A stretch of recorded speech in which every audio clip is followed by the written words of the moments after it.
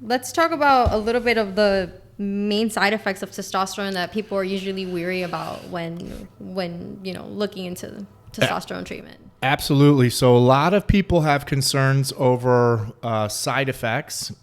We find that clients that are well managed typically don't tend to have many side effects, at least in our experience. I think that there's a huge misconception about roid rage. That's one. Yes, as your testosterone level increases, you can become more aggressive, especially if it becomes out of range. But in our case, we're always trying to keep people within the normal levels, but on the high side. So, aggression would be one. Like I said, I don't think that we've ever experienced that. And, all of our clients are aware that that's an issue, so they contact us if it were. Another one can be acne. So obviously, if you have the hormones of a younger person, right, your body is going to also have some of the issues like we had as I was growing up, right? So once in a while, acne. That's not it's not unusual. Every once in a while, I think we've had two guys who have had a little bit of aggressive like back acne.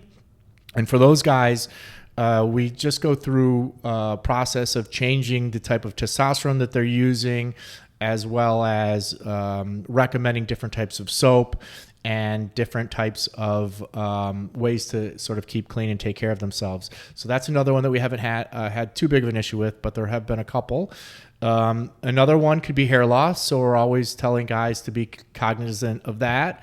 That doesn't happen very frequently. But if it does, there are certain things, topical solutions that guys can take. There are some medications that guys can take. But that's another one that we try to address by downward adjusting dose to, make sure that they're sort of well balanced and that they're, it's actually DHT, dihydrotestosterone, or trying to make sure that the DHT doesn't spike too much. So I would think that those are probably the primary ones.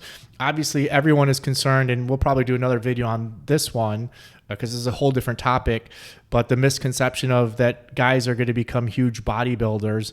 And, we just have to educate them that, there are no huge guys in general in our practice. The bigger guys are the guys that put time and effort into the gym, that are super focused, and they're very focused not only on their workout regimen, but also on their diet. And so anyway, no one gets huge. I know that that's a huge concern, or people always say, I don't want to be a bodybuilder, but we always sort of laugh at it. And most of the time it's kind of like bodybuilders abuse exactly steroids or testosterone treatment. Well, yeah, we have experienced having converted some guys who used to abuse steroids or used steroids, we'll call it, getting it from, black market sources where they were taking excessive amounts. I think the last guy we worked with was taking about 4 times the high end dose that we would take in a week. He was taking 4 times that in a week. So a vial that might last a normal person 10 to 12 to 14 weeks was lasting him 2.5 weeks. And the reason why he came to us was he wasn't feeling very well.